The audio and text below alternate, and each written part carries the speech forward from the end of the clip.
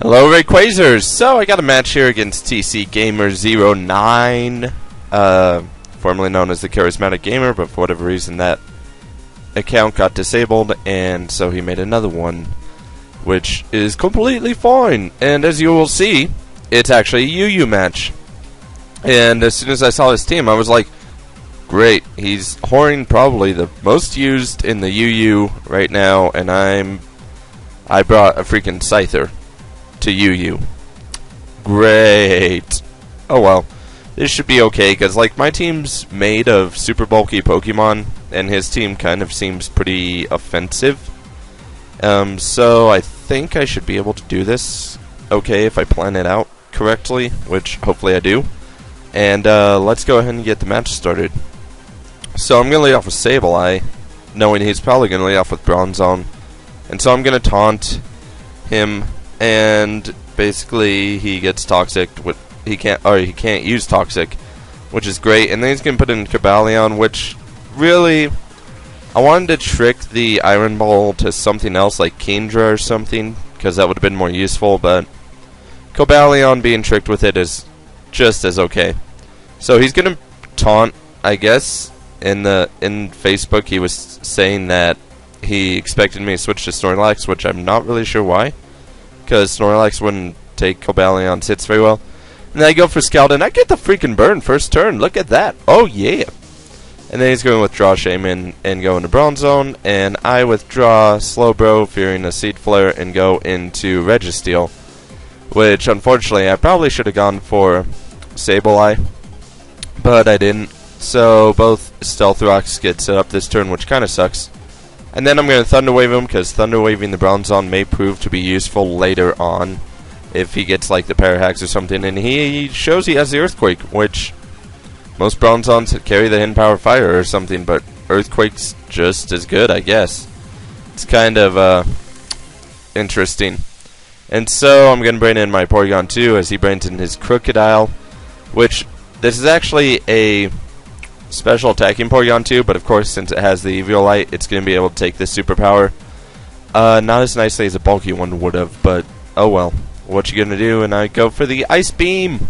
I'm pretty sure an Analytic Tri-Attack would have taken care of him too, but I didn't want to risk it. I just wanted to make sure he was gone, so I went for the Ice Beam. And right here, Cobalion still proves to be faster, even with that Iron Ball, because if it was Lycan Tail, he would have definitely been slower, but Iron Ball only reduces speed by half, unfortunately. And, well, I basically switch into Slowbro as he's going to set up a Sword Stance, because he really can't do anything against the Slowbro, unless he has the weird X-Scissor or something. I'm not really sure. He might, but he might not. And then he is going to go for it again, as he knows I'm going to go for Scout, and I don't get the burn when I need it. Ah, I hate when that happens. Like, I needed that burn, but I don't get it. And then maybe he expected me to switch, I'm not really sure, but that close combat really doesn't do anything to Slowbro. I mean, it does half, which is respectable, because he put up a +4 attack, but, you know, Slowbro's freaking insanely bulky on the physical side.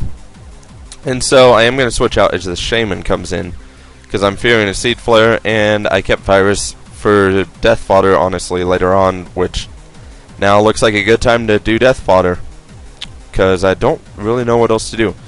So I'm going to decide to bring in the Scyther and lose all that health to Stealth Rocks. I really should have brought a Sprinter since I was bringing Scyther, but I didn't think about it. And so I'm going to go for a Sword Stance, and then I'm going to Baton Pass it to Snorlax, because this is actually a Baton Passing Scyther, not the actually offensive Scyther. And so I actually bring in Snorlax, but he Toxics me, which sucks, because now Snorlax's massive health is not going to work. And I figured out a +2 I might be able to take care of Bronzong, but I don't have the Life Orb, so that probably would be why. And Fire Punch really has kind of a low base power in consideration. So that's probably why I didn't take him out. I was hoping I was going to be able to, but I didn't. It's okay, because I can take him out this time. Except I kind of figured he was going to switch, and I thought he was going to switch into Kingdra, so I go for the return, which was a bad move. should not have gone for that return. Because basically I should have known that Chandelure would come in since it's a fire move, and I should have gone for the Earthquake or the Pursuit just to get rid of Bronzong, but I wasn't really sure, so I go for the Earthquake as he subs the Chandelure, because I figured, you know, he wants to bring it into sub. And, okay, this is absolute freaking madness. Look at how much I live with. Freaking 1 hit point! What? What is this? And so he is going to try and withdraw the Chandelure.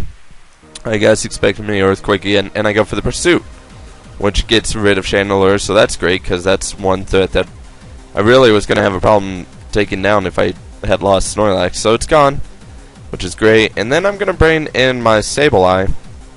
And most Shaman that carry a Life Orb I know tend to carry the rest because of Natural Cure. So I decided to go for the Taunt, and he actually ends up going for the rest of that turn, which is great. Then I'm going to bring in Scyther again, just kind of as death fodder.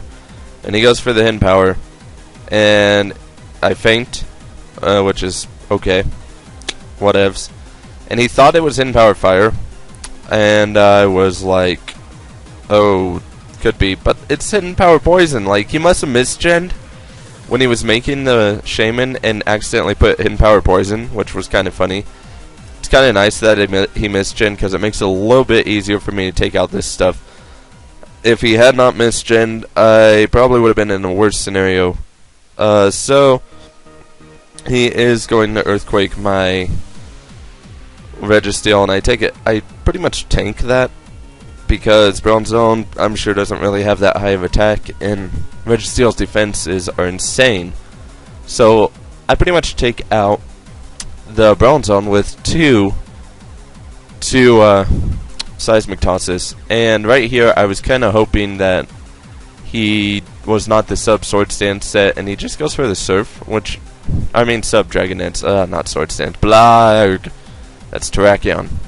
But I was hoping he wasn't the sub Dragon Dance set, and he turns out he's actually specially attacking, so it's probably good that I still have Registeel alive, because I'm not entirely sure that Slowbro would have been able to take Dragon Pulses without Calm Mind set it up.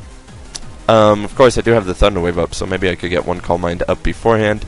But it's not going to matter, because as he KOs me, he ends up KOing himself, which is great. And that's going to be the match. I think it's a narrow, like, 2-0 or something. 1-0? 2-0, because I still had Sableye. Yeah, it's a narrow 2-0, which is fantastic. And it was pretty fun. You guys should check him out. He actually, like, stopped playing Pokemon for a bit and then came back to it, which is interesting, because some people that stop playing Pokemon just don't come back to it. It's really weird. But yeah, that's pretty much going to be all. So comment, like, and sub if you have not already. I appreciate the likes and comments, and subscribers are always nice. And that's pretty much it. See ya.